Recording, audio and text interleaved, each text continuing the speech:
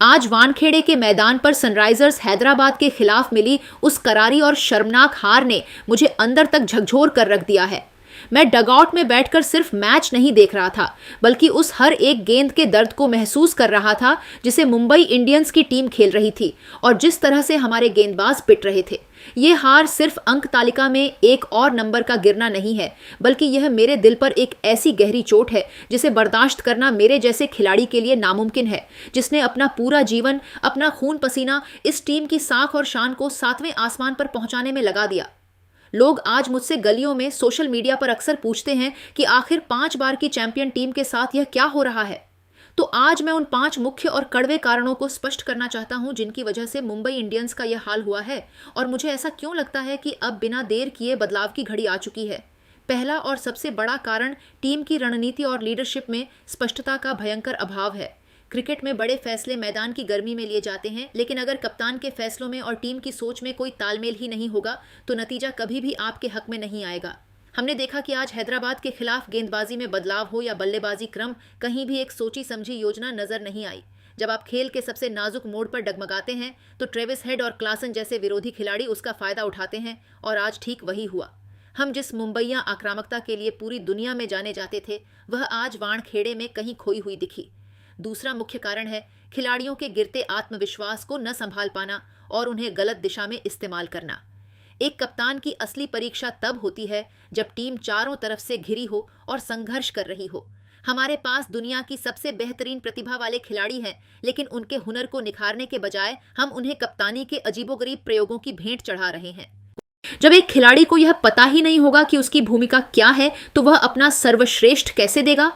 मैदान पर आज गेंदबाजों की बॉडी लैंग्वेज चीख चीख कर बता रही थी कि उन्हें नेतृत्व पर भरोसा नहीं है और इसका पूरा दोष सीधे तौर पर कप्तानी की विफलता को जाता है। तीसरा कारण है दबाव के क्षणों में हार्दिक पांड्या और गेंदबाजी यूनिट द्वारा सही फैसलों का न ले पाना। वानखेड़े की पिच पर रनों का पीछा कैसे होता है यह सबको पता था, फिर भी हमने उस तरह की आक्रामकता नहीं दिखाई जिसकी जरूरत थी। महत्वपूर्ण ओवरों में जसप्रीत बुमराह जैसे मुख्य हथियारों का सही इस्तेमाल न होना और विपक्षी बल्लेबाजों को हाथ खोलने की आज़ादी देना हमारे लिए आत्मघाती साबित हुआ। हम पूरे मैच में सिर्फ रन रोकने की कोशिश करते रहे, जबकि एक चैंपियन टीम हमेशा विकेट लेने और आगे रहकर खेलने के लिए जानी जाती है। चौथा कारण जो मुझे सबसे ज्यादा चुभ रहा है वह है मुंबई इंडियंस की उस परिवार वाली संस्कृति को नजरअंदाज करना।